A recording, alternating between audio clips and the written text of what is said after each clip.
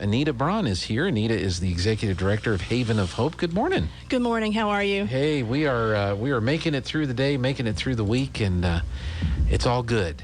It's yes, all it good. is. So I drive down Ritchie not as often as most people, but quite frequently. And so as I'm driving by, I kind of look over and see if I can tell if there's anything going on at the Haven of Hope. And I'm guessing some of it's inside work that's going on as well as outside work. So. It is. It's very exciting to see cabinetry being put in. You know, when a house is being built and they're starting to put the kitchen cabinets in, you know you're almost there. There you go. So we were looking at a completion date near the end of September. So and it's still on track? Everything's on track. Good, yes. Good. And a part of being on track is starting to get applications out to people that are potential first residents. Okay. So we want people to be thinking about, will this work for me? Is this something that could help me and my family? Mm-hmm. Give me a call. Let's find out if we're a match. Okay. But more importantly, go to our website and get our application, fill it out, get it to me by October 1st. Okay. I would pull up the website, but I don't have my laptop, but... I would be happy to tell you what it is. Yes. It's www.havenofhopenm.com. Very good. Just kind of briefly summarize what Haven of Hope is. I know we talked about it last time you were here, kind of gave everybody an overview of what the program is, but for those that may have missed that or are maybe hearing this for the first time. Maybe they've slept since then. Yeah. What is Haven of Hope? Well, Haven of Hope is a nonprofit organization that is set up to serve single mothers and their children who are in financial crisis, and we partner with them to help them build hope for the future. Mm-hmm. It's a haven, it's a safe place to live for 18 to 24 months while we're helping them figure out what is it that got us here to be in a financial crisis, and we're going to connect people to what they need to get out of crisis and have a wonderful, fulfilling future.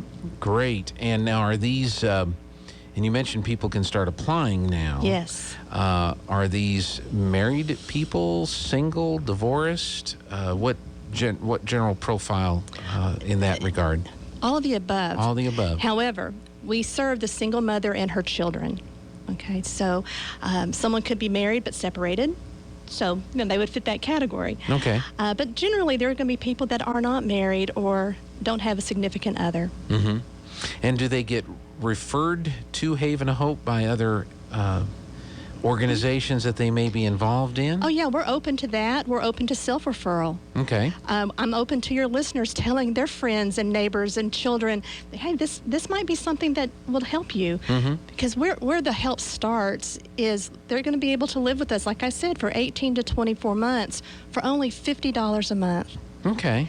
We're going to help alleviate that pressure of the high cost of real estate here, whether it's rental or purchasing. Mm-hmm.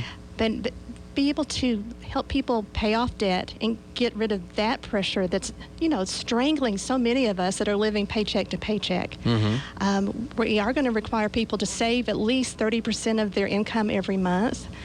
We have several other criteria like that, but if people are willing to live in a community setting, to save their money, create some new habits, get connected to education if that's what's keeping them from being fully employed, we want to talk to them. Sure. They're going to be good.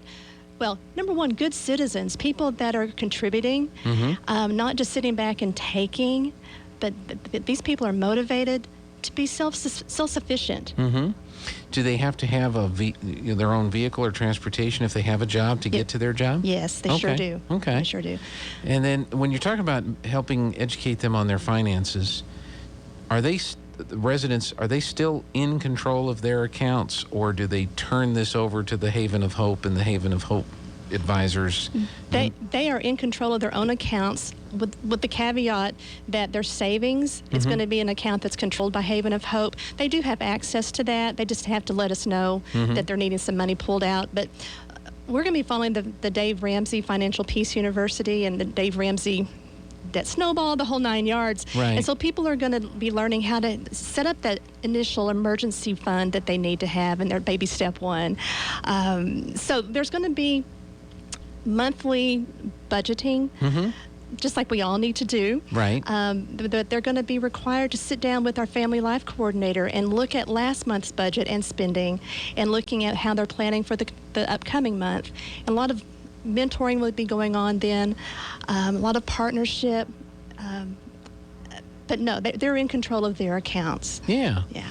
So they can, like they could put up a TV antenna and just watch TV over the air and not pay for television.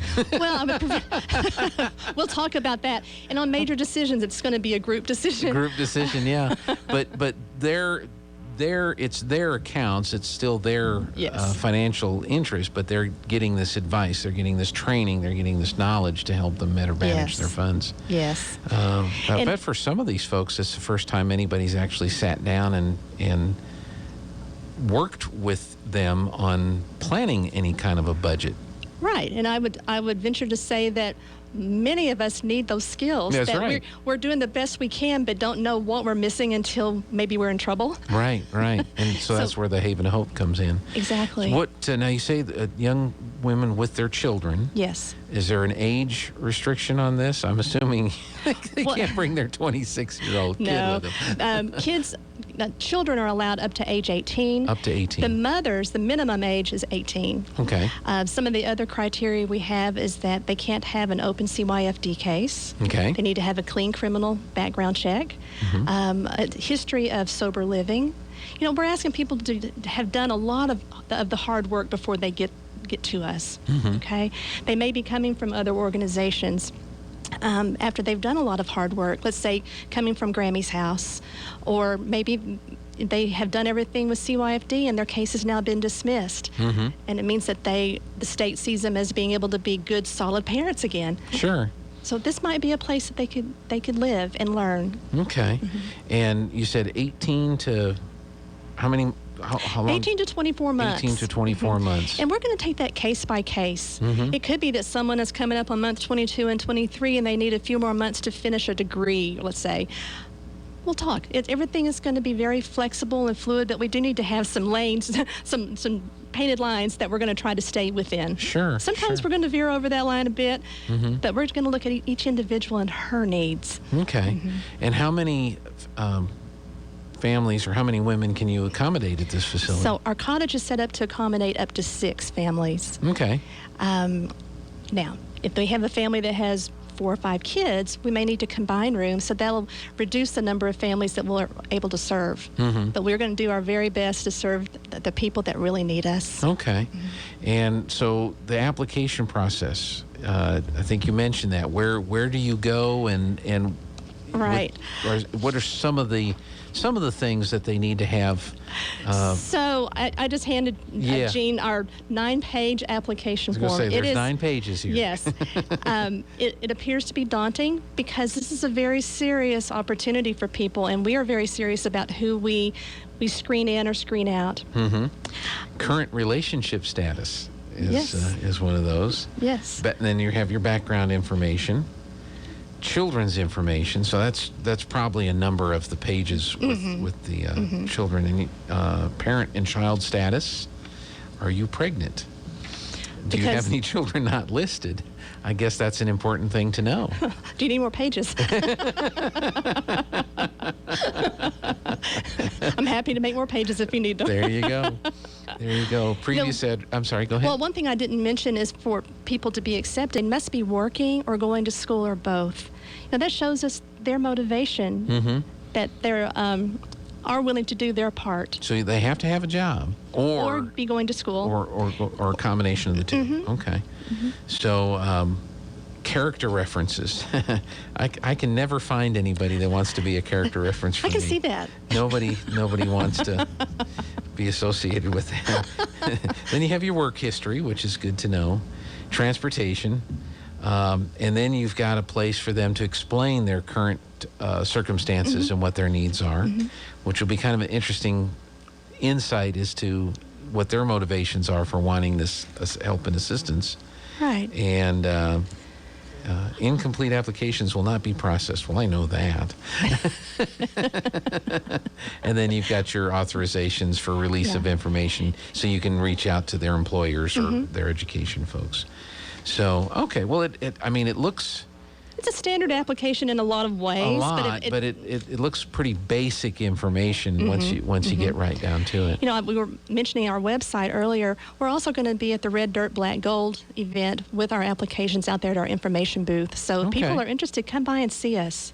Yeah, that's Saturday afternoon in downtown Artesia. So. In fact, we're going to be set up by 10 o'clock in the morning, so come out anytime during the day. Their information will be out there whenever it's convenient for anyone interested. That's great. Kind of looking forward to that. That's going to be a fun time. There'll probably be a lot of folks in town for that. I'm thinking after not being able to go last year, people are very excited about it. And this is my first time to attend the event.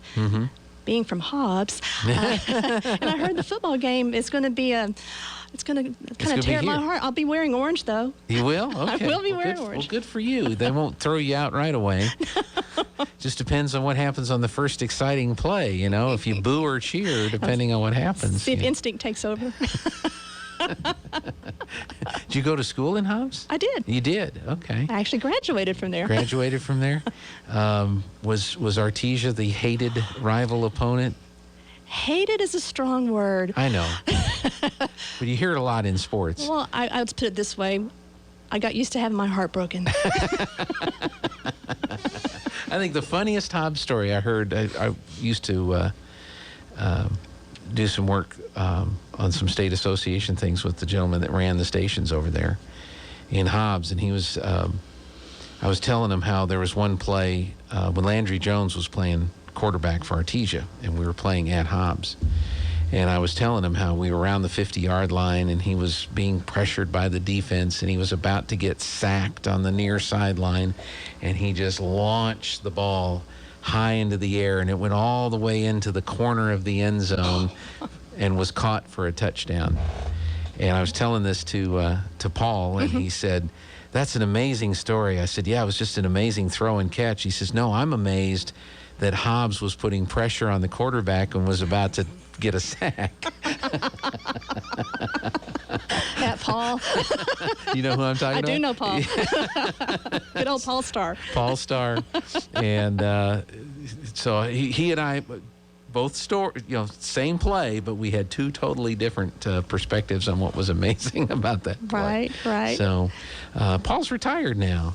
He is. Yeah, he lives in Lake Ransom. Lake Ransom, outside of Lubbock. So. See, I do know him. Yeah. You'll have to hear the story of the return from Washington air trip. Okay. That where let's see, I almost got us thrown out of the airport. Oh no. And Paul almost strangled somebody at the airport. Not a good day. No, it was not a good day. Seriously, I almost got us tossed out of the airport. Oh man, no comment. But not more about me. I'm a former flight attendant. Woo! No, this wasn't on the airplane. This was in the airport I itself. know. I'm just saying. I've been in a lot of airports. That's been quite a sight to see. Wow. Yeah. No, it's all good. It's all good. It's a good story. But anyway, let's get back to the Haven of Hope if we can.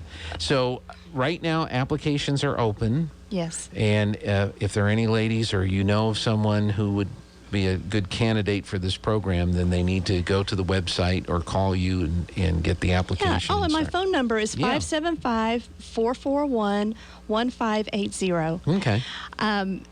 Mentioned we'll be out there at the Red Dirt Black Gold. Mm-hmm.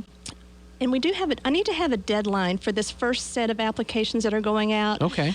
October 1st is my requested deadline. It takes several weeks to go through our entire process. It's not just getting the paperwork. There's a series of interviews and all the background checks and things that we need to go through on our end to make sure that we're a good match as much as possible. Sure. So please keep that in mind, October 1st, so people can move in November. Now, in the future, we can take applications at any time. But for this first class of folks, yeah, let's need to get it. We do. Done. So everything's on target. You're hoping to start accepting residents.